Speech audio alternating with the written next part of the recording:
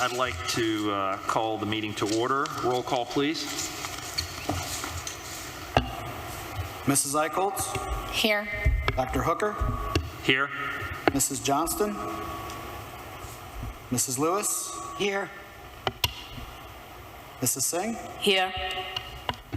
I would entertain a motion to adopt the regular meeting agenda as well as the addendum. So moved. Second. You can do a voice vote for that. Aye. I would entertain a motion to go into an executive session, and if whoever's going to make that motion, please read the actual wording. I move we go into executive session in accordance with Ohio Revised Code 121.21G5. Matters required to be kept confidential by state statute, Ohio Revised Code, Section 2317.02, attorney-client privileged communications, in order to obtain legal advice. Second. Mrs. Eichholz? Aye. Mrs. Singh? Aye. Mrs. Lewis? Aye. Dr. Hooker? Aye.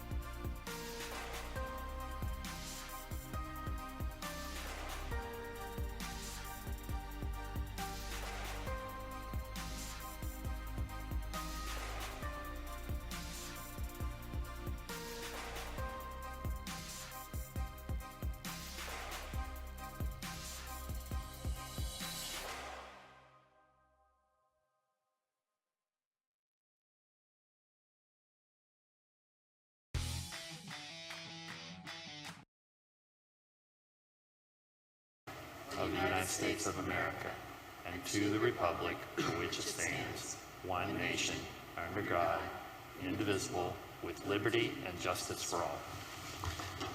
Thank you, Mr. Davis. Mr. Konecki, would you like to do recognitions, correspondence, and announcements? Yes, thank you, Dr. Hooker. Welcome, everybody. Just a couple of announcements this evening before we get into our reports. First of all, Indian Hill High School wants to congratulate our 4 students who placed in the annual Forest Airs Vocal Music Scholarships. Claire Hardick, Luis Vega Torres won 2 of the 4 $500 scholarships, and Joseph Kane and Preston Marks were runner-up. Congratulations to all 4 of those students.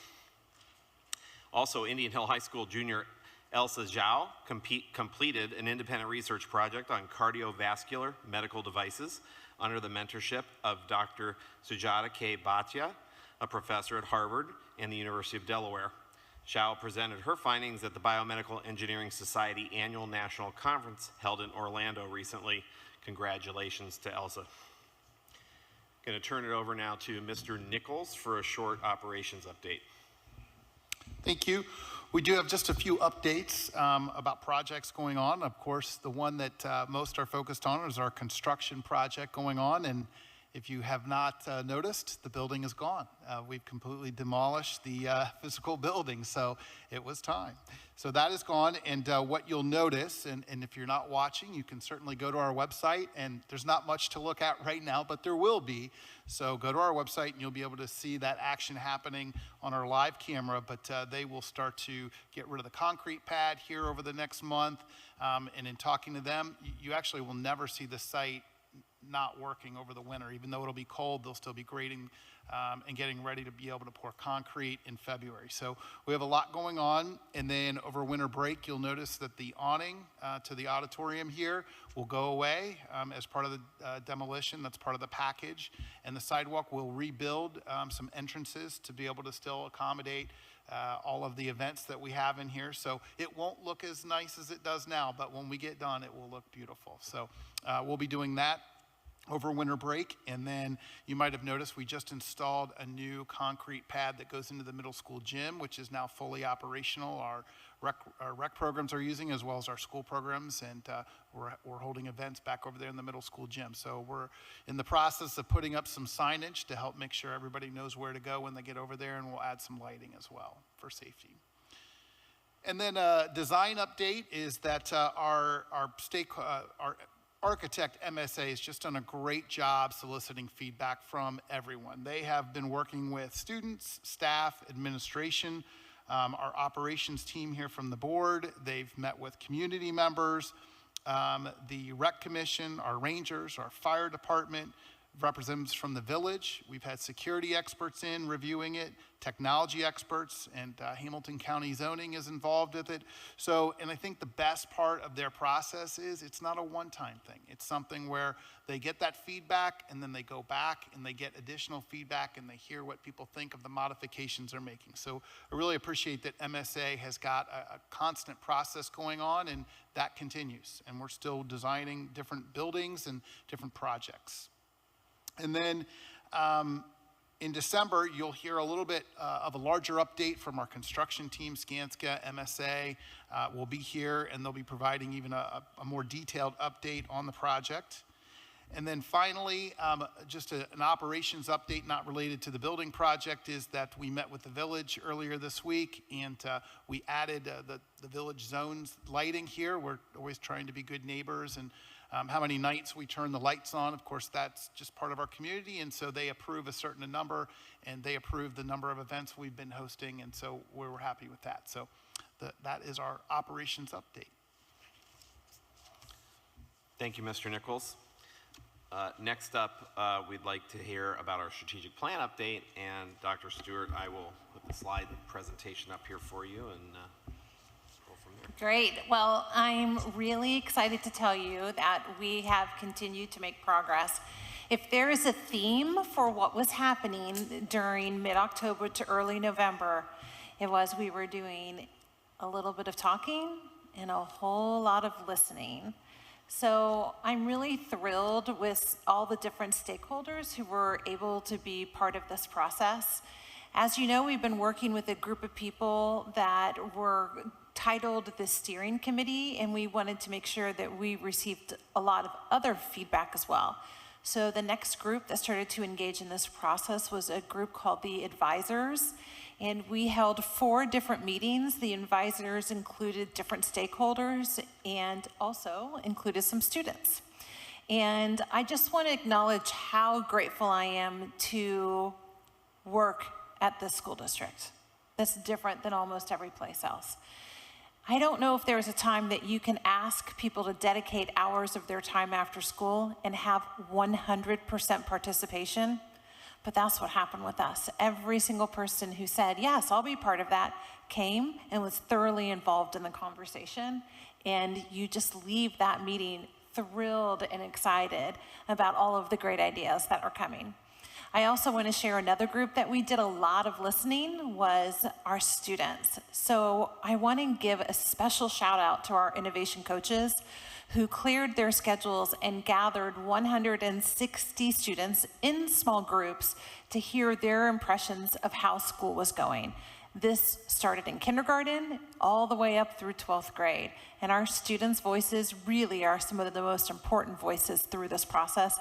And they shared a lot of important information with us. What's really exciting is what they shared with us is really aligning to what the adults are saying as well, which is a really nice indication that we're moving in the right direction. We are still taking some survey results, especially in the area of our recent alumni. We're looking at students who've graduated in the last 6 years. We think they have really valuable information. And I want to thank the members of the Board of Education as well as some of our community members who were instrumental of getting that survey information out to family and friends to say, share with us what you're thinking. And the number of responses has doubled in the last couple of weeks. So we're going to continue to keep that open and keep a watch on what our recent alumni are saying. So what's happening next? We believe it's important to continue to seek feedback, and we have another stakeholder group that will be meeting. So this week and Monday of next week, we'll be meeting with the advisors again to gather more information. And then after we return from Thanksgiving, we'll be meeting with another group called the Focus Group, and our consultants from Education Elements will be sharing all the information gathered from the previous groups and seeing how aligned that sounds to the people who are part of that focus group. So far, it's been a really amazing experience with a lot of alignment, and it makes me just feel really excited for the future of the school district and all that we're able to do when we work together as partners. Thank you, Dr. Stewart. Again, you can see the overall timeline here, board members, and for our members of the public, I just want to reiterate something that Dr. Stewart pointed out. The level of engagement from our community members, from students to parents, has been really inspirational. And we set out at the beginning of all of this to plan and align everything we do to build a student-centered culture.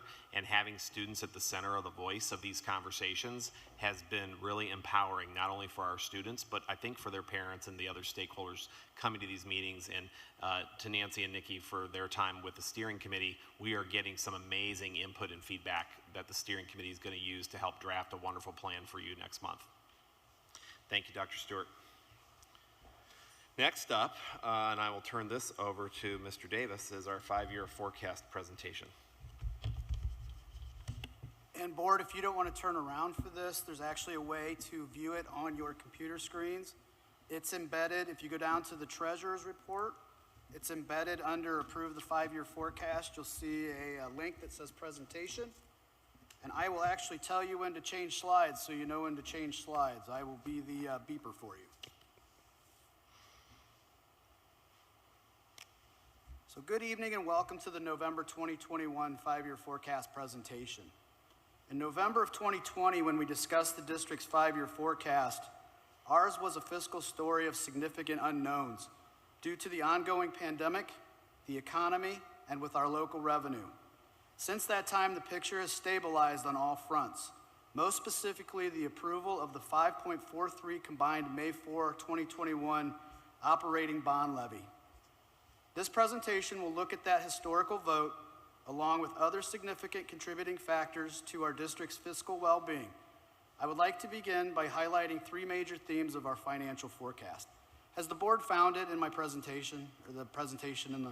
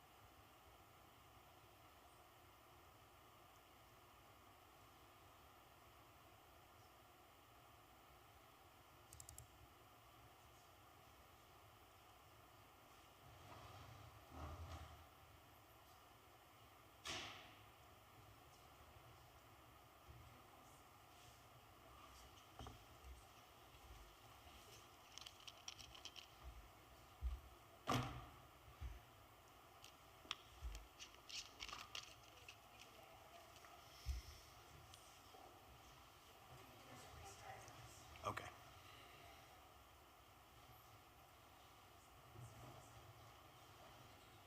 So if we're ready, you want to change and go to the second slide. The first theme that I spoke of involves the positive growth of the district's property valuation. Change slide. The good news from the valuation is that the property values in the Indian Hill School District grew by 8.4% for tax year 2020. This growth means the district has its highest valuation ever, surpassing tax year 2009. You can see on the graph that it's been a steady climb back to pre-recession values. Property values throughout Hamilton County and the state of Ohio continue to climb. The next district revaluation will be in tax year 2023. So that will be the next year we see a significant growth or decrease. My anticipation will be significant growth, but that will be the next time we see it. We'll discuss the effects of the increase in property values later in the presentation. Change slide.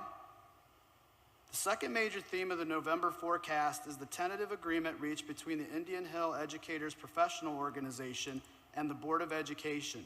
This agreement will plot the course for salaries and benefits for the school years 2023, 2024, and 2025. Change slide. The third major theme of the forecast is when the taxpayers of Indian Hill School District voted on May 4th to levy a combined operating current expense property tax and a $77 million facilities bond project. The current expense levy will yield the district an additional $3.3 million annually in revenue through property taxes.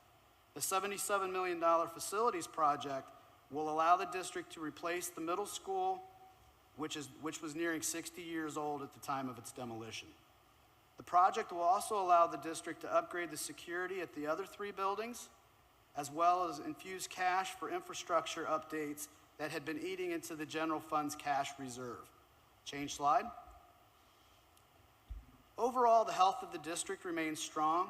In addition to the rise in property values that we discussed earlier, the enrollment of the district continues to grow, climbing to the highest total since 2009. Change slide. Revenue sources for school districts in Ohio include local, state, and federal funds. Federal funds are passed through the Ohio Department of Education. Federal funds are used to supplement programming or for specific capital projects. In most years, Indian Hill receives less than 2% of its overall revenue from federal programs. When I refer to state funds, I am specifically looking at the amount the district receives from the state's education funding mechanism, generally known as its foundation payment. In most years, Indian Hill receives less than 4% of its total revenue from this source. Change slide. As you can see, this leaves a significant amount of the remaining revenue to local sources. These sources include property taxes and a TIF agreement with Sycamore Township that accounts for a significant portion of IH's annual budget. It is local sources that make up most of the district's general fund, which is the fund studied when looking at the 5-year forecast. Change slide. Earlier in the presentation, we discussed the increase of the 8.4% in property valuation, which is great for homeowners, but this does not mean an 8.4% increase in revenue for the district. There is a mechanism in place known as House Bill 920 that does not allow school district revenue to increase uniformly with property market values. Revenue is allowed to grow for the unvoted inside millage as well as new construction, explaining the small year-over-year increase when looking at years 2020 and 2021. The May 4th levy will begin collecting revenue in fiscal year 2022 and will collect a full year's revenue beginning in fiscal year 2023. The 5-year collection period will mean that the levy can be reevaluated in 5 years. This expiration date, however, falls outside of the current forecast. So as you look at the bars on that forecast, I believe 2026 will be the last year it will be fully collected before we have to go and either not renew the levy or ask the voters to renew it at that time. Change slide, or I'm sorry. The voted levy affects the other revenues line as well. The most significant portion of this line item consists of the Sycamore Township TIF. There are 9 properties in the Kenwood area that comprise this agreement. These properties are exempt from paying property tax, but the agreement with Sycamore Township reimburses the district 100% of those resources. Revenues will increase from the TIF as they are required to reimburse the new voted levy amount. Now you may change slide. As expenditures are examined, you can see from the bar chart that inflation moves expenses higher as we extend the forecast. The two most significant expenditures are salaries and benefits. This represents the human resources portion of our expenses.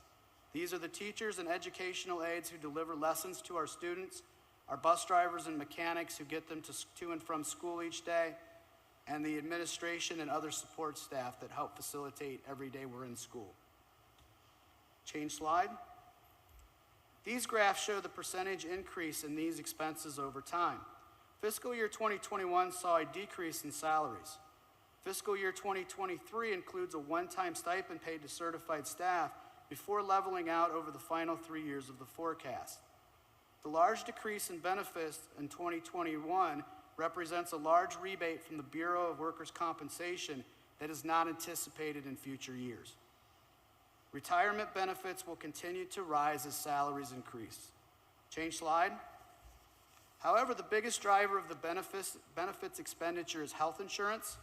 I have estimated between 8 and 9% increases in health care for the future years of the forecast. However, the Swoosh Consortium continues to operate well below average renewals compared to the industry benchmarks. Calendar year 2022 will only see a 3.9 increase, which we're very excited to get such a low increase. Change slide. The $77 million construction project will not be directly reflected in the 5-year forecast, as its proceeds will not be put into the general fund. However, its indirect reflection will be seen in reductions to the purchase services and capital outlay lines. For years, the district's general fund has been funding much-needed repairs and remodels. However, the construction project will account for repairs to roofs and mechanical items throughout the district. Constant service and repairs made to the middle school will no longer be a burden on the district's general fund, as well as relief from replacing furniture, carpet, and mechanical items that need to be replaced in a 10 to 15 year cycle. Capital outlays in the forecast will be for items such as school buses and technology. Change slide. To conclude the presentation, revenue is expected to be greater than expenses for each of the years in the forecast. This is in stark contrast to last November's forecast, when the projections were a deficit in each of the 5 years. This is because the district obtained a new revenue source for the first time in many years. But we need to remember that the $3.3 million in new revenue will be near flat growth over time, while expenses will continue to increase with inflation. Therefore, the surplus is estimated to decrease in size over time. Change slide. I want to thank the Board of Education for giving me the opportunity to present the November 2021 forecast, and I can say that 2022 will be another amazing year for the district. Thank you. From the board, we really appreciate your hard work and the excellent job you do of being very transparent about where the money comes from and where the money goes. Thank you. You're welcome. Thank you, Mick. If we could move on to the superintendent's report now, Dr. Hooker. First up this evening under 7A is the second reading of the school calendar. I sent some information. I'd just like to thank Jim Nichols and Amy Campa, and we had a committee of staff who worked on this. We took a lot of feedback over the last month. There are 3 short adjustments that were made. First, on this second reading, the winter break would begin on 12/16. That was a move up from the previous date that was listed. And 10/6 now becomes a student day. That was originally a professional learning day. And 11/21 and 11/22 will now be staff development work days, no student days that week. That was based on all the feedback we received with the models that were presented. And so we will seek an approval of that this evening as a part of my report. When we discussed that before, where did you get the days for 21 and 22? Where did we get these days? Yes. Based on the feedback, in terms of where we started the winter break, for example, it was just a matter of how those days fell on the calendar and which week we would normally start the break. So we made an adjustment to kind of adjust back to a traditional starting time of that December break.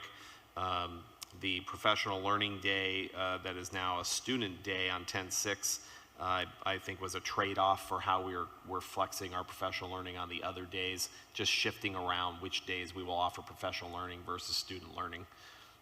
Really try to make the semesters balance a little more and make our professional learning calendar work better for everybody. And I appreciate the teachers' input into this and being flexible.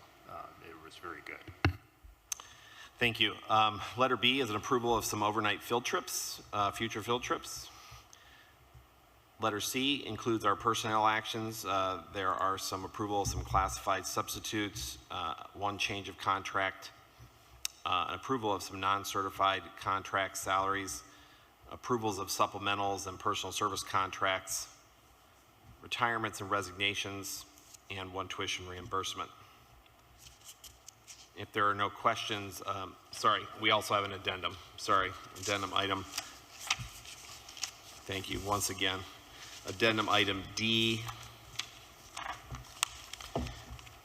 There are some additional approval for some supplemental service contracts and some of our staff planning. And then there is a new resolution for declaring an impracticability of transportation and offering a payment. Kirk, you said D, I think you meant C. C, yes, sorry, C, we added items 4, F through I, and then there is one new item also, letter D, which is that transportation resolution. So I would be looking, Dr. Hooker, to entertain a motion for number 7, items A through D at this time. I move we approve item 7, A through D.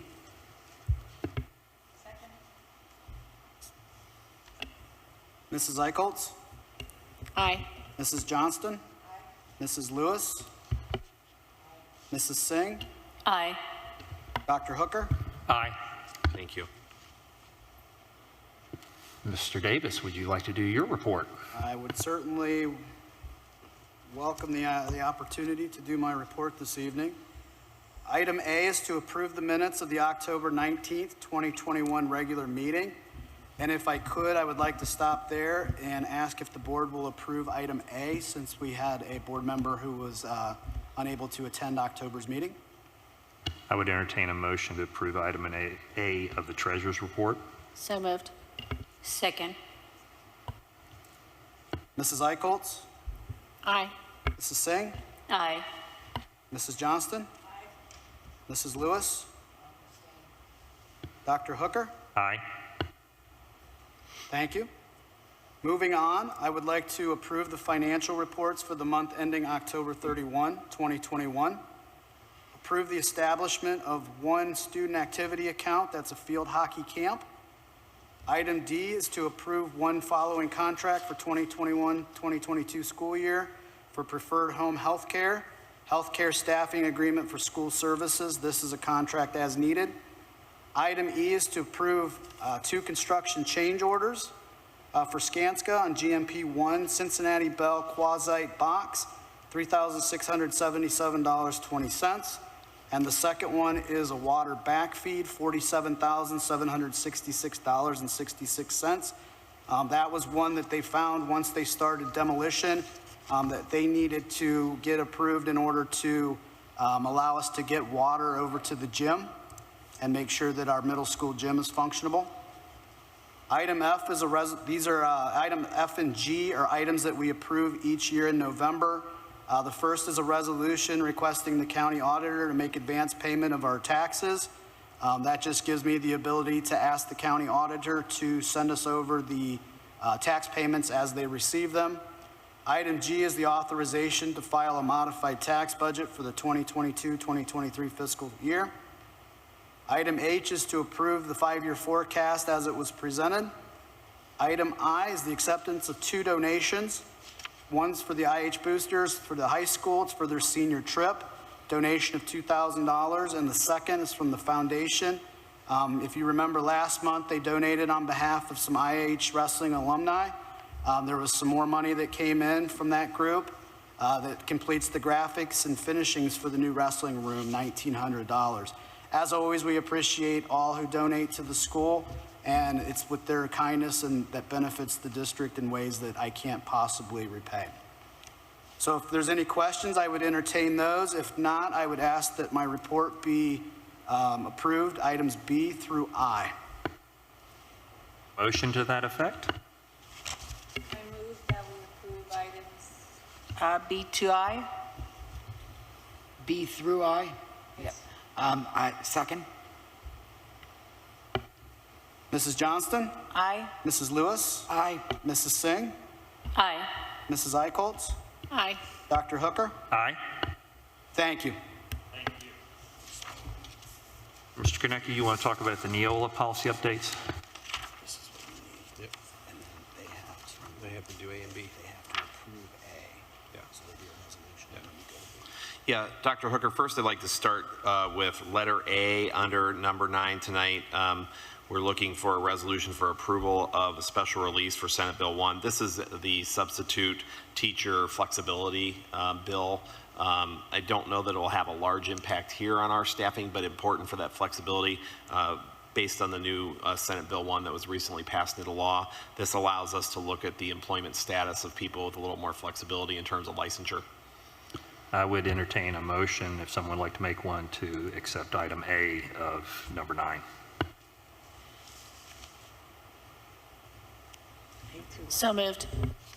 Second. Mrs. Eichholz? Aye. Mrs. Lewis? Aye.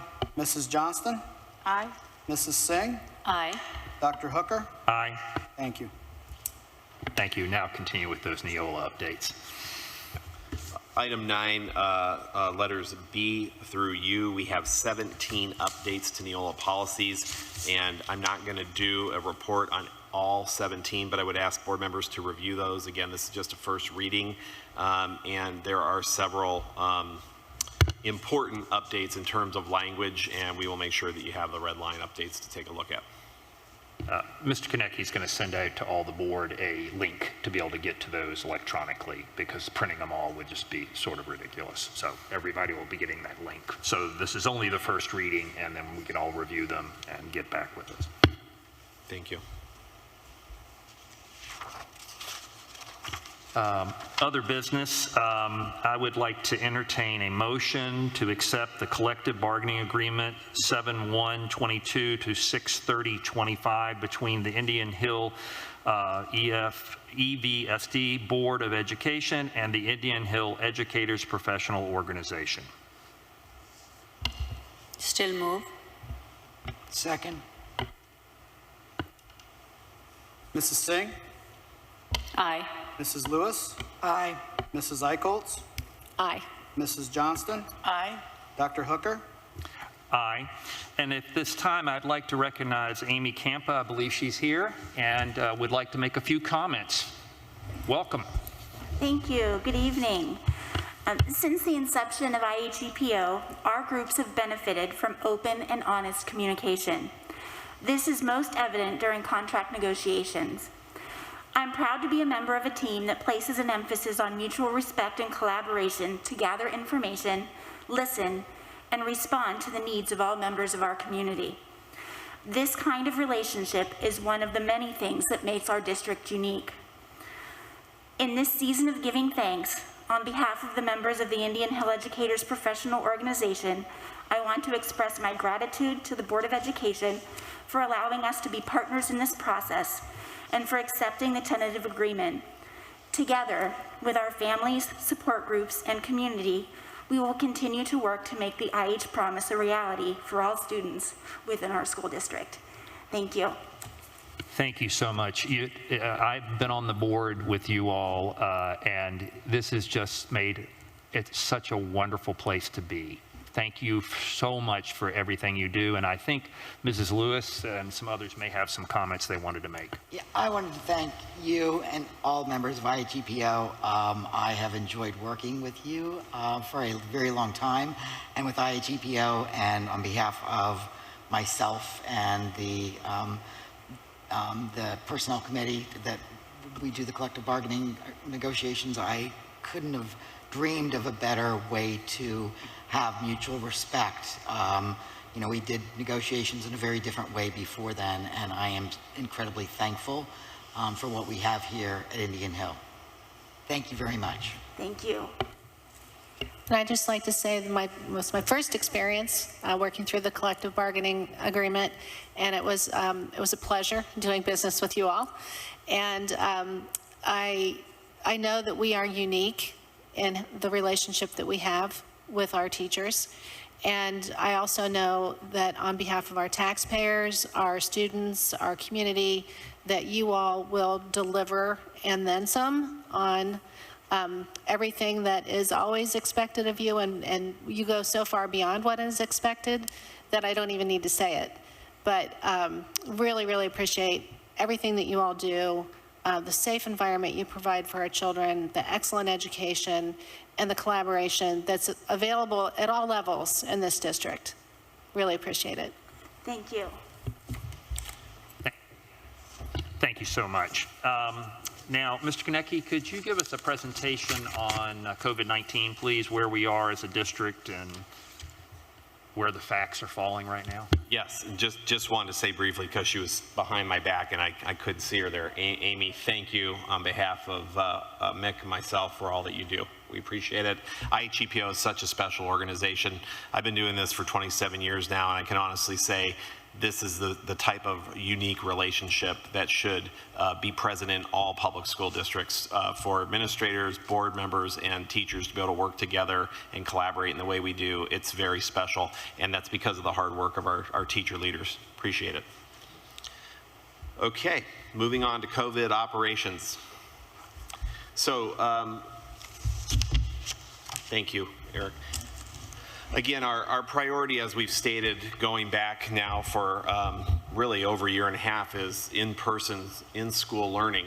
And we're going to continue to mitigate likelihood of spread with our cleaning and safety protocols. We're going to continue to monitor local, regional, state, national data and input, especially those from our area health partners and government officials, to make informed decisions. We're going to continue to offer in-person learning as our priority. And we're going to continue to offer all of our annual school calendar of activities this year as planned. We have not had to cancel anything, by the way, this year so far. That's unique amongst many schools in the state of Ohio. We have a face covering policy that's still in place, as you know, which we review when we get together, as in this evening as well.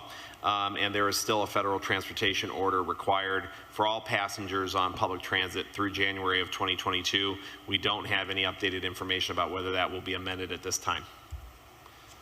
We've had a bi-weekly kind of review period for MAS. We send the board weekly reports, as you all know, and we have updated our COVID reporting web resources for people who would like to dig a little deeper with daily updates on our website. So some just updates to general vaccine data. This is staff, faculty vaccine data. Again, hasn't changed much. We haven't done another major survey since last month. We've had a couple of numbers adjustments in terms of other areas, but this is pretty static. Student data, this is a new table, as you notice. This is prior to our first vaccine clinic that was offered yesterday afternoon through our partners at Hamilton County Public Health. So these are numbers that our parents were willing to share with us with a short survey we put out. We just did a data pull yesterday afternoon to get a sense of where we are for grades 1 through 7. And I will point out and would like to celebrate our grade 7 parents continue to share a tremendous amount of information. The response percentage is very high. Almost the entire cohort has shared their information with us, and you can see that, again, over 70% of that grade level is vaccinated, and now they are all 12 years old and have the availability of a vaccine. So we're really happy with that progress. And again, I just want to say, as we're going through this data, we really appreciate our parents sharing this data with us. We can't collect this data in any other way. And we know that it's also not 100% accurate, but if we didn't have this data, it would really make decision-making even harder. So we appreciate the response. Grades 8 through 12, there have been some changes. Again, the number of students and parents who've responded to this, the number of students vaccinated has gone up overall. And as you know, we went mask option last month for this group. And since then, we've continued to see an increase in vaccinations. So that's also really good news, again, and our local data continues to be very low when it comes to cases in quarantine at the high school, specifically almost non-existent. Here is some caseload data. You can see, again, what I did is I kept the totals accruing at the end, the last column, but I'm shifting here so you can see the months of October and November. If people would like to see older reports, they can go back and look at those. But you can see how our cases have progressed. Again, fairly low numbers overall, and by building, you can see those totals. Quarantine data. Next, and again, you can see the cumulative totals is still under 7% total student population, staff population combined to this point. And those numbers have remained low. And I would just point out that since 11/1, ODH changed the guidelines on quarantine as well. So it makes sense that these numbers will continue to be low moving forward if people do the mask to stay or test to play around activities and events moving forward, whether they're indoors or outdoors. And then if you are not a part of an in-school activity or event, you have to now follow the regular ODH guidelines and protocols. So I think it's important. Some people have been confused during the last month. The test to play is only for in-school sponsored activities. For example, our grades 7 through 12 sports teams or performing arts groups. Youth sports falls under regular ODH guidelines, and that has caused a little confusion for some parents. I'm sorry? They are to follow regular quarantine guidelines, and they can only shorten the duration of their quarantine with testing or with support doctors, excuse. So again, they're supposed to do the full quarantine or a reduced duration with a negative test over 7 days so that they can return after 8 days. And that's a self-reporting mechanism for any other industry outside of schools, including youth organizations, camps, things like that. So just to understand, if a child is playing outside of school in a youth sport like recreation, soccer or whatever, and they come in contact, they're considered close contact, they have to quarantine for 14 days in school? Their recommendation is to self-report and quarantine and to follow the original 14-day quarantine unless they reduce that duration with negative testing. And again, after 7 days, they could return to whatever activity they had. And, that's their requirement to follow those ODH protocols. And I think, again, that's created a little confusion over the last month for people involved in activities around school communities that aren't directly sponsored by the school. But if they have an exposure in a youth activity for in school, for them to come in school, the quarantine rules that ODH has put out for would apply to them here. Yes. To mask to stay or test to play. Right, but not when they have to go to the soccer. Yeah. Understood. Yep. Thank you. Thank you. Federal COVID vaccination rates, again, this comes from the CDC website. These are updated each month, and we look at these weekly. As you all know, the numbers of federal fully vaccinated 18 and over in the country continues to climb. It's nearing 70%, which is a federal benchmark that was kind of set and announced a year ago. Looking at 78.5% of adults 18 and over have at least a dose of a vaccine now across this is the country. And again, 66.2% of children 12 and over are fully vaccinated. That's great news for those who choose that opportunity. And 77% of children have at least one dose. And of course, we will now be able to add the 5 to 11 category to this moving forward. Ohio's vaccination rate, again, over 60% of those 12 and over are fully vaccinated. That number continues to grow. Hamilton County numbers are a little bit lower. That positivity rate actually should be 7%, not 9%. I apologize. That has changed. And again, you will start to see that number fluctuate, right, every week or 2 weeks based on what's going on. I would expect it actually to pop back up a little bit over 7%, back towards 9%, the next report. But as it stands from last week, it was 7%. We've looked at some of these decision factors before, and again, this is just as a review. This is how we arrived at the decision for the 8 through 12 to go mask optional with some of these factors that we've been watching, knowing that we had a large number of people who had a vaccine percent that was climbing, knowing that we had low quarantines, low caseload numbers, and now starting to examine some of those things. You should start to see some CDC, ODH, HCPH language change, and what we've been told by our partners at ODH now is when you see that positivity rate go below 7%, that should start to trigger some language changes from ODH and HCPH in the future in terms of moving from a strong recommendation for indoor masking to more flexibility. So that's why I wanted to highlight that 7% number as well, just so we all know.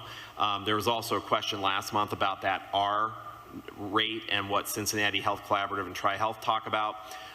When cases fall below 3 per thousand, or then you start to see relaxation of the language from some of our local hospital organizations like Tri-Health, who's our partner. And when you start to see that R number at or below 1.0, then you will start to see some relaxing of guidelines or language. And so the R number has fluctuated below 1 over the last month to 6 weeks. It's 1.11, I believe, right now. And the cases per thousand had been going down. It's kind of plateaued again. So now we'll see whether that changes. But again, those are the things we've been talking about that are tied to language, just so you're aware that we got a little more clarification on some of that. Again, we're continuing to look at our local caseload trends and data, positivity in the region, and hospitalizations. Overall, hospitalizations are still fueled by 50 to 70-year-olds. The numbers of children in the hospitals is not the largest percentage or group, and that goes back now 6 weeks in terms of data. Some of the weekly numbers for hospitalization have changed. They were decreasing. Now they're not decreasing again, and so we continue to watch that weekly. As you all know, the vaccines are now approved for children 5 to 11. There is an oral pill for Pfizer that's been asked for approval. That would be a pill that would be administered for adults only, I believe, so I don't know that that will have any impact on children right now. And we continue to see state legislation debates. Actually, just today, I'll need to give the board an update. There were some House actions in the Ohio legislature around vaccine mandates, some language that was debated and voted on, so I will give you an update as soon as I get that. And we continue to get health official updates and governing body updates every week. We know that we can change our plans as we move forward. We've done that several times. We're going to continue to contact trace and do our quarantine work per the ODH order. We have had several parents ask questions about this, and I just want to reiterate, we're following a Class A reporting order every time we issue a press release about a new case. This is not by district choice. This is an order which has the effect of law that we must follow. And we know that some people do not like that. I've had some people ask about being removed from our district email list because of this. I just would caution against that because we don't want our parents to miss out on any other information that goes out on our district email list. And again, I just want to reiterate, we're following a law. We continue to work with our partners, MindPeace, Cincinnati Children's 1 and 5. Our character education program is being implemented. Again, if there are people who need help or resources, we want our students and parents to reach out. We can connect them to partners, and that has been very successful this year. Another question has come up about pickup patrol. Again, we're going to continue and ask that the board continue to encourage the use of pickup patrol for the self-reporting of daily symptoms through the first few weeks of December until at least our next board meeting. We think we could evaluate that again in December, but right now, because again, most of our primary and elementary students are going through a routine daily right now that really helps us collect information, we'd like to be able to continue to do that at least through the next few weeks. And then we'd like to continue to review this data with you, of course, weekly, and think about some of the decision making around our 7th grade group that I pointed out with the data, and then also talking about how we may want to approach the K-6 group now that we're seeing some data. So that's the end of the report, and if you have any questions, I'd be glad to try to answer them. Could you possibly comment on what it's been like for the 8th to 12th graders with not wearing masks? Have you seen a change in their attitude and their performance? Yeah, I think there's no question, Elizabeth. There has been a huge climate impact, allowing the students and staff who choose to go mask optional. There has been a sense of, I think, joy and renewed energy and enthusiasm I have seen in adolescents in the last month that I think is undeniable.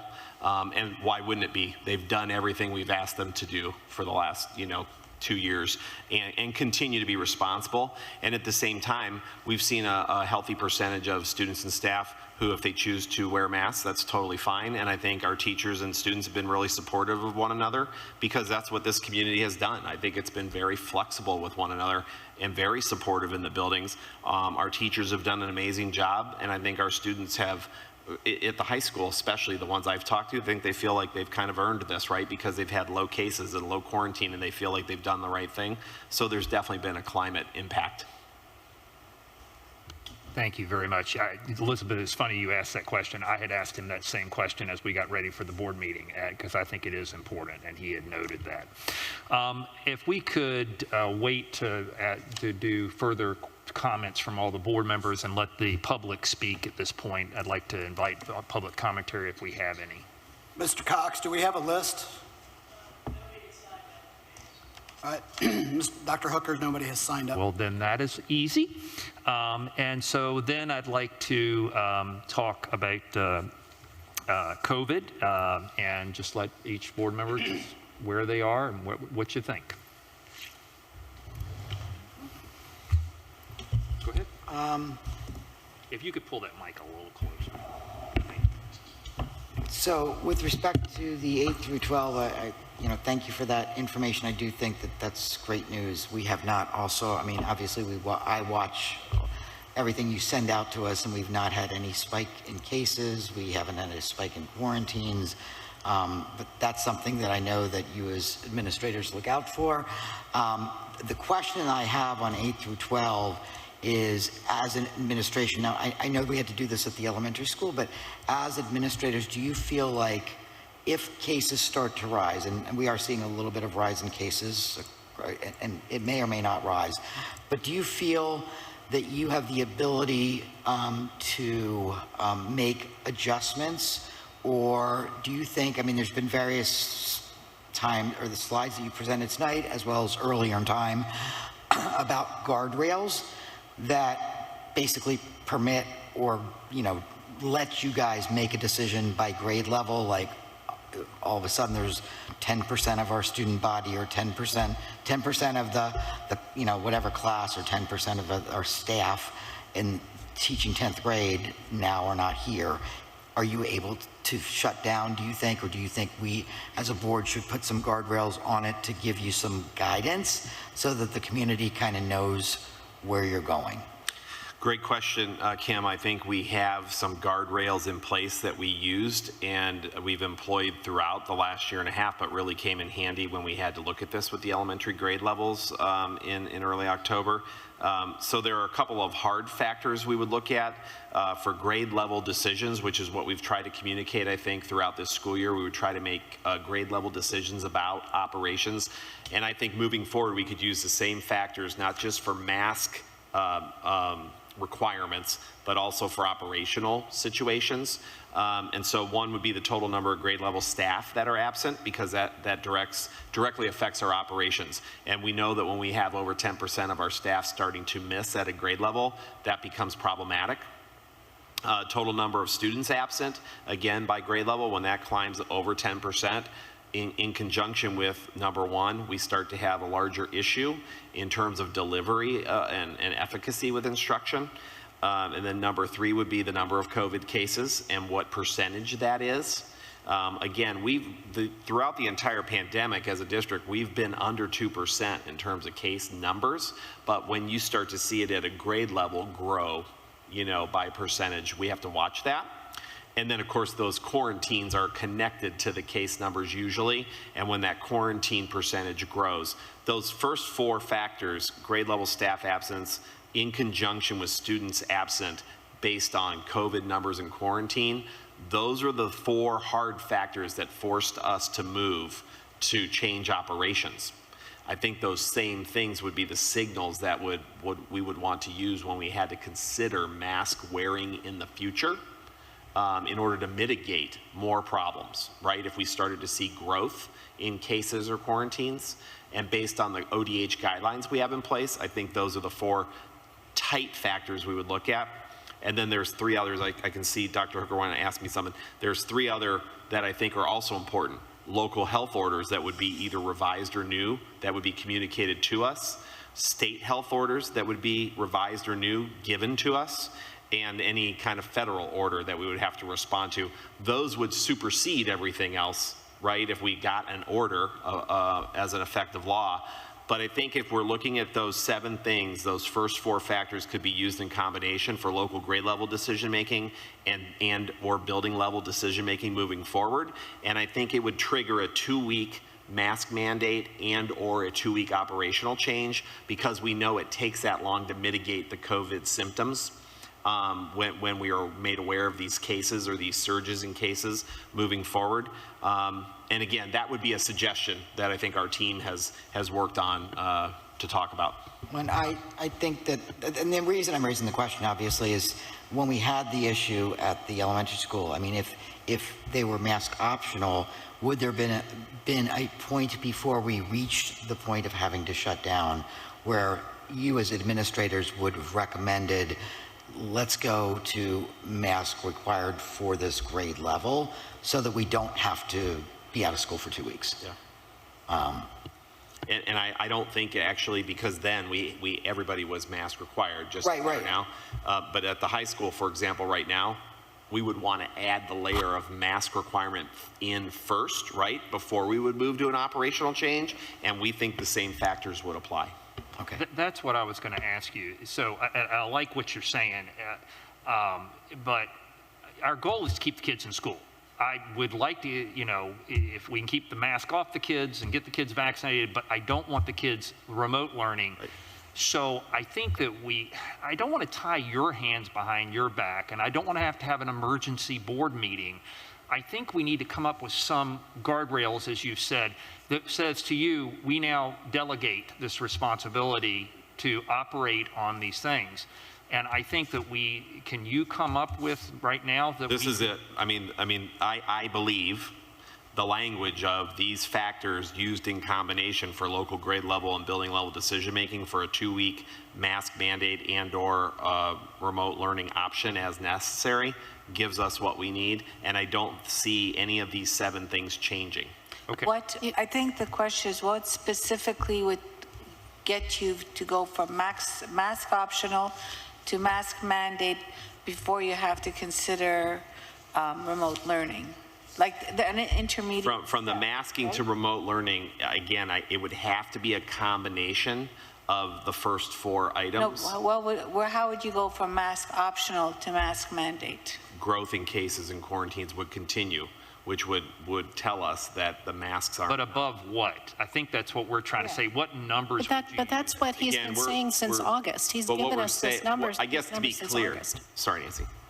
But you've given us these numbers since August. To be clear, the key for not just the masks, but operating and going remote, it's not just about the illness, it's about the staffing, right? So it could be that adults are sick or children are sick or there's a combination, which is why I'm saying 1 and 4 have to be used in combination, because when staffing goes over 10%, we've got a problem at any grade level anyways. And so we would watch, if we had to go back to a masking situation, I'm certain that our teachers would work with us, and then we would have to monitor beyond the masks, are people still out and absent? Because it's not just who's out because of COVID and quarantine, it's who's out in general and total. Well, so that's why I think we need to have this flexibility around the combination of these factors. And by the way, if we see another surge in COVID, what we've also seen every time is some type of amended ODH order. So we would probably have to respond to something legal as well, which is why I think that should be in that list. Very nice. I think we need to hear other comments, and then we can come back for a motion, because I think we have a couple of different potential motions here tonight. So if we don't mind, if we could talk about some other things first, and then we can, because I see very much a desire, just looking to my left and right, to make a motion related to having the superintendent have the power to make these decisions. that'd be great. But what else do we want to talk about COVID tonight also? You know, nothing necessarily new and different, except that, first, I'm thrilled about the 8 to 12 results, and thrilled for the kids, and thrilled that we're not seeing any spike. I think it's time to really seriously consider the 7th grade, because we would be using the same rationale now for them as we used as rationale a month ago for the high school kids. So that's first thing. But I also think that because since we met last, the quarantine mandates have changed for everyone. I think we need to really seriously consider K through 6 at this time as well, because our PSES cases are extremely low. And we're already talking about, you know, some changes after Thanksgiving for 7th grade, in theory anyway. Or at least I hope that's what we're talking about tonight. So I'd like to consider everything K through 12 mask optional at this point, based on the data that we have. And if we're saying that we're going to let the superintendent use those guardrails, then we're well within those guardrails for mask optional. And remember, this is not no masks, this is mask optional. So it's just my perspective. I appreciate that, and thank you. We'll come back to making motions. Ms. Singh, what would you like to mention? So I think we already have a plan in play that how we are going to handle it if we see any surge or anything. So we already have those guardrails, which is a very good thing. I think grade 7th, most of the students are eligible for vaccine, and 70% plus kids are already vaccinated. So I feel comfortable moving them to mask optional, to give them that mask optional option. For K to 6, I think vaccines have just come out and kids are taking advantage of it, but still they need some time to get fully vaccinated. And so I think we should wait a little bit, give them maybe till the next December meeting, that much of time, so that, you know, every kid has the opportunity to go out and get vaccinated, and parents will have time till then, and after that we can go mask optional, because now everyone has the option of getting a vaccine. Thank you very much. Mrs. Johnson? I actually was not done. I had only. Oh, I'm sorry. That's I all right. I was apologize. just asking that one question. Go ahead. As it relates to 8 through 12, I never got to talk about anything other than that. But Please do. But I agree. I think that the 7th grade data is looking very good. I mean, we're over 70%, which is great. I think that one of the things that if we decide as a board tonight to move to mask optional at the 7th grade level, I would want to give enough time. So in other words, I think making a decision for the next day would not be a good plan. I think that we might need some, you know, whether it's after a holiday break or a Monday of a week or something, just to give sufficient notice to families, etc. On the K to 6, it's great that they're eligible for vaccines. I'm thrilled about the vaccination clinics. Thank you, Kirk, for, you know, really working with our tri-state partners and not only getting the first set of clinics, but then getting additional clinics. And I'm sure you'll continue to work on getting clinics. But I don't think we're there yet to be able to take off the mask yet. But I think that where we ought to be driving towards is in the very near future, when everybody will be eligible and will be able to be vaccinated for both shots. And you know, maybe that is the end of the holiday break, the end of the Christmas break, rather than, you know, doing something, you know, just before Christmas break. But I don't know, I haven't really given thought to the timing of it, but it's just, those are kind of my thoughts. No, thank you very much. Sorry, I didn't mean to cut you off there. Mrs. Johnston. Thank you. I think we all agree that when we started out in August, our our discussion revolved around watching local data and making decisions as they present themselves to us. And I think it's wonderful that we actually have seen a climate change in grades 8 to 12.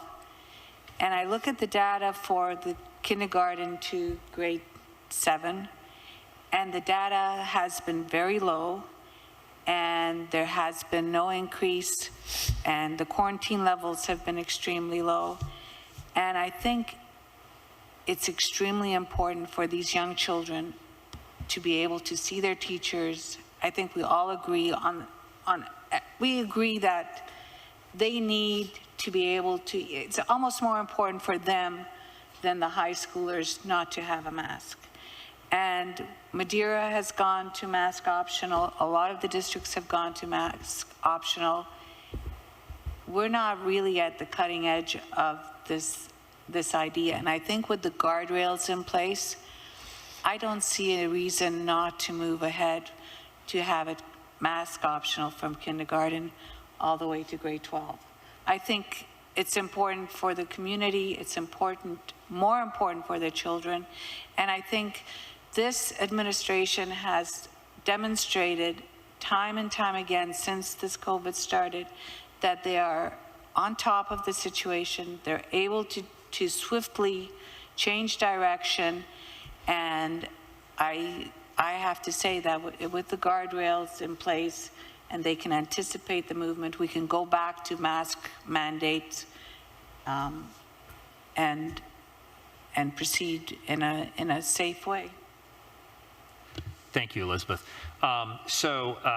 Just to add a couple of things. Number one, I'm very happy with the progress we've made with vaccinations, but I can't overemphasize the importance.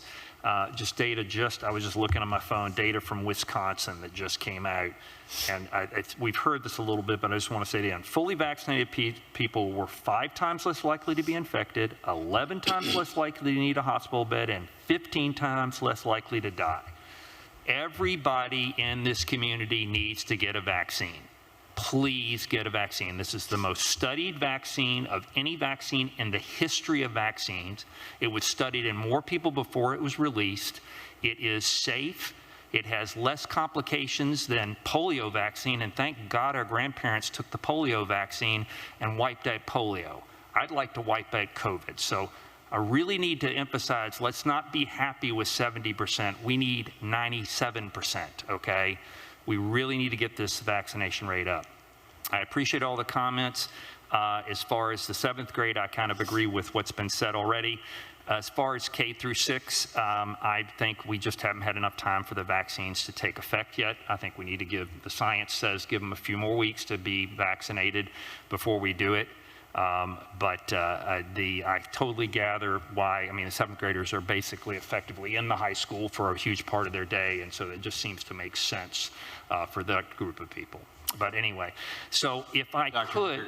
Can I just add just a couple more pieces of information before you all make your decisions? Please. So I think it's really important that K through 6 data, just to frame it, right? That was data collected before our clinics, and we know that we've got over 250 students signed up for our clinics that will go through December 14, because there were 4 dates set up, and they'll go through 2 rounds of shots this month and next month. And then we all know how that works, right? Because we went through it last April. And then a couple of other things. You know, we have tried to promote this idea of a mask-friendly environment to everybody. That's not going to change no matter what happens in the future. I just want to reiterate that to anybody who watches the meeting or is listening.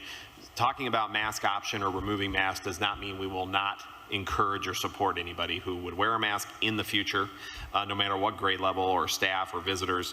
And then again, we've heard over and over again, right? Our staff has been very good about strategic masking in classrooms or accommodation situations where we need to work on those things. And we've done that. So those are just things I think we should frame with this whole conversation moving forward.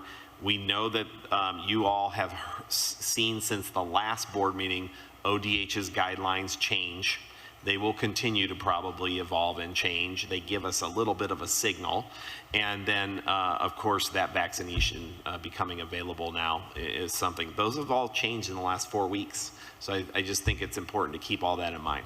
Thank you. I think it's important that you point out that with the discussion of mask optional, we still support mask wearing, whoever wants it or needs it or whatever. It isn't to eliminate masking, it's just, as the word says, it's optional.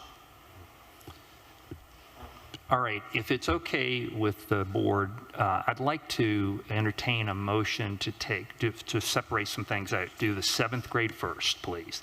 Could I entertain a motion to have the 7th? You technically don't need a motion on the 7th grade. It would just expire after this meeting, so we could just articulate that. Okay. And I think to Kim's point, if that is something the board members are interested in, last time, if you remember last month, we made a very quick announcement. I would suggest we would communicate this out, since it's Thursday night, that a Monday change would be acceptable. That would give people I think we need a motion, though, because our old motion expires tonight, is my only concern. If you plan to do a mask mandate for any grade level, that's who you need to include in the resolution. Okay. Resolution will expire K through 7 as of this evening. Okay. So, we can make the announcement that it would start Monday or whatever we want to do, but the resolution needs to include who's going to be a part of the mask mandate. That's fine. So as long as, y'all have to keep me straight here. I just would have thought you had to say something to allow it to go till Monday. I think to your point, though, communicating for a change. So I agree with Kim. Monday makes 100%. sense. The other question I have for you, with respect to 7 through 12, if we do not do a mask mandate for 7, and also with respect to 8 through 12, where there is mask optional now, do we need a resolution to give you the guardrails? That's what I'm... Yeah, I think I do. That's your privy. Okay. And from my perspective, I want to give you the public guidelines, or guideposts, but in addition, I want to make sure that you have the flexibility to make that change without having to call an emergency board meeting. Absolutely. And that's really my concern about where we were with 8 through 12 and where we may be with 7 through 12. So I don't know what the board as a whole feels about that. I just, I just feel like you guys need the flexibility that as you see cases rise. And again, I don't know that we need to give you a percent. I mean, you basically have told us that at 10% per grade level, you can't operate. So my guess is the administrators would be talking and say, hey, when we're at 7% of our staff that's out, or 8, again, I don't know what the number is. You're far better at making that decision than me. But if it's, if you're approaching a number where you can't operate, my guess is you might say, hey, we have to go to mask mandatory. But I mean, if you're looking for the language, I guess I would just suggest that you would accept the 7 grade level factors that were presented, or data factors that were presented as guardrails, and we all have that language that I can then share. We can share publicly. It could be posted to the website. People will have it. Yeah, and I agree with you, Kim. At least what I think I heard you say was, let's not actually put a specific number on it, because each one of these factors do have to play in, and one factor could be overweighted, and we don't want absolutes. We want to let them have flexibility. Is that what you're saying, I think? let me try. Used in combination is the phrase I would really like to have in the resolution. Let me try this. I would like to make a motion that for grades 7 through 12, that administrators can make decisions regarding COVID operations for mask mandates and/or remote operations, and those grade level decisions will be based on a combination of factors, including total number of grade level staff that is absent, total number of students that are absent, number of COVID cases, number of quarantine cases, local health orders, state health orders, and federal orders. I think you got it. Yep, I think you do. Could we have a second for that motion? Second.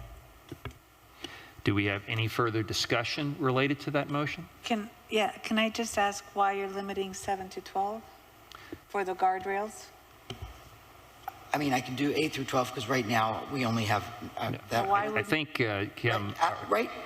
I mean, I guess we can do it a different way. I just know that at least for, I mean, we can certainly go backwards and so we could, if you want to do the vote on the K through 6 first, is that what you're asking for? No, I'm just wondering why wouldn't the guardrails apply from, Well, we already have a mask mandate K through 6. okay. And so that's why you, Yeah, the point of order is, again, anything would expire tonight until you make a resolution for K6. So the order in which you do things is up to you, but, you know, I think you could get this one out of the way Okay. and move on. Sure. we can get this out of the way and we can do Okay. another motion. Second, go ahead. I understand. Okay. Roll call, please. Who was the second on that motion? I'm sorry. Mrs. Lewis? Aye. Mrs. Eichholz? Aye. Mrs. Johnston? Aye. Mrs. Singh? Aye. Dr. Hooker? Aye. So now I would entertain a motion, if somebody wanted to do it, to continue the mask mandate K through 6 until December the 17th at the end of school. Can I ask a question about that? Yes. I mean, There no motion's been actually, made, so you I can didn't know make if you a were motion. making a motion. No, I'm asking if So somebody would like to make a I motion. do not have the school calendar in front of me. I know that our next board meeting is December 17th. 14. So when, December 14th. I'm sorry, I thought you said 17th. I said 17th because that's the last day of school. Okay, We meet the 14th. we meet the 14th. The last day of school is the 17th. Correct. Okay, all right. So I was just trying to, No, that's fine. But no, I was not making a motion. I was asking if somebody would like to make a motion along those lines. So what I'm hearing you say, Dr. Hooker, just to make sure I understand, I'm hearing you say you're looking for a motion for a resolution to continue a K6 mask requirement through the end of the day, December 17th. Correct. Would anybody be interested? I guess the question I have, and again, I mean, I'd like to just discuss it. So, I mean, if somebody can make a motion, but I'd really like to talk about it first. Yeah. So then when is the next board meeting? December 14th. No. January 11th. Oh, January 11th. I mean, I won't be on the board, but my point is as follows. There will not be a board meeting between December 17th and January 11th. So you will have, I think what you're asking for is a mask mandate for K through 6, which is going to expire after our next board meeting, and then the board will not meet again until January 11th. And the only reason I'm saying this is the board has to consider at the next December meeting what to do over the holiday break and what to do basically Well, I think January we'll 11th. have some data, and we might change our mind on certain things, but I would think that if we give guardrails to that gentleman over there, he can put a mask mandate in if he sees the world changing rapidly. And Let me ask a different way. Why do we have to have a motion to continue the mandate? I mean, it doesn't expire today, does it? Yeah, it does. If you don't pass a resolution, the mask mandate would expire after this meeting. Yes. Just like, So If you want to continue masking, you need a resolution for the grade levels you want it to continue for. so I think I would tend to agree with you that we should at least advise our parents that up until the break, we would, if that's the way the board is going to vote, that we would be mask required. I just want to remind the board that even if we do that and it doesn't expire on December 14th, the board is going to have to think about it is going to expire on December 17th. So then it will automatically go mask optional from December 18th until January 10th. That was the point I was trying to make. So No, that's very, very well said. So what I'm hearing Dr. Hooker say is the motion you would make continues the mask mandate for K6, but ends it on the end of the day, December 18th. There's 17th. 17th, sorry. That's what I'm hearing. No motion has been made. Right, I want to make sure I understood so that everybody could understand, because I know there are people who will listen to this meeting or watch this meeting. So over the holiday break, the only question I have is for K through 6. are there activities over the holiday break for which the school would be open and, you know, would otherwise be subject to a mask mandate for K through 6, but will not be subject to it as a result of this? Yeah, I mean, between December 17th and January, when we return to school, there will be middle school and high school sporting events. But that's just middle school and high school. Yeah. That's just, there's no. But anybody could attend, right? So they would come indoors, for example, for a basketball game. Okay. Thank you for that clarification. So, with all of my questions asked, I'd like to make a motion that we continue the mask mandate for K through 6 through the end of the day, or the end of the school day, on December 17th. Is anybody like to second that motion? Second. Roll call, please. Mrs. Lewis, Aye. Mrs. Singh, Aye. Mrs. Eichholz, No. Mrs. Johnston, No? Dr. Hooker. Aye. I would like to now entertain somebody to make a motion that we talked about previously, that motion that you were going to make related to the guardrails. Yeah, we did that. I thought I already made that motion. I don't think we voted on it. Well, Did we? I Or did we? thought we voted on, Mick, did we already vote on that motion about the guardrails? That was part of Mrs. Lewis's resolution, yes. Okay, that's great. I'm sorry. I'm slow. but I would like to point out that those same guardrails obviously will apply across the entire district.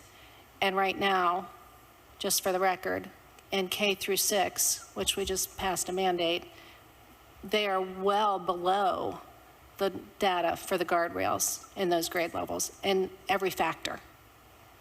So I just want to make that point. Yeah, and I would say that they're there because of the mask. That's So just so I hear every comment everybody's making, I'm just trying to make sure that we can reiterate, I think, some really important points that you've all made here. So we've stated the rationale for this, and very clearly we're going to make, again, we're going to make masks optional grades 7 through 12, and for 7th graders, it's effective Monday, November 22nd. And then we're going to continue a mandatory mask requirement for students in grades K through 6 and for all staff and visitors, and then that will be lifted at the end of the day, Friday, December 17th. thank you for asking that question, because I guess my question for you is, as of the end of the day today, 7th graders do not have a mask. So actually, I think we need a motion that masks, okay, you can tell me we don't, I don't know. We don't, tomorrow, they can show up mask optional if we don't have a motion. I think just, again, to be clear, because of the dates, because we're going to choose Monday, you should make a motion. Yeah, so. So I actually need to modify that. Can you just make a second, No, just make a make new a motion? separate motion with Okay. the date. Yeah. So for grade 7, I would make a motion that we continue the mask mandate that's currently in place through the Friday. 22nd. No? Friday, No, through November Friday. 19th. Friday. What about the weekend? End of the day, Friday, November 19th. What about there won't be any Doesn't weekend matter. activities. Through the end of the school day on November 19th. And that we clearly well, we don't have to say that. You're going to do a communication of when it becomes mask optional. All right, so that's your motion. Any second? Second. Roll call, please. Mrs. Lewis, Aye. Mrs. Singh, Aye. Mrs. Eichholz, Aye. Mrs. Johnston, Aye. Dr. Hooker. Aye. Thank you all. I want to just say that I'm really proud of this board. We've disagreed very hardly about a lot of topics, and I still think we are all Braves, and we can disagree and we can move on. And so I've been very pleased with that. I do want to congratulate the 3 new incoming board members, Mr. Nolan Marks, Mr. Craig Summerall, and Mr. Bear Tullis. I don't think they came tonight, did they? No, but I just want to congratulate them on the TV, I guess, on winning, and I wish them the absolute best working with these two fine ladies to my left, carrying forward the school district that is the best anywhere. And so that, if there any other business that anybody has for the board tonight, then would entertain a motion to adjourn. So moved. Second. All those in favor? Aye. Thank you. Exclusive coverage on the Indian Hill Television Network has been a copyrighted presentation of the Indian Hill High School Video Department.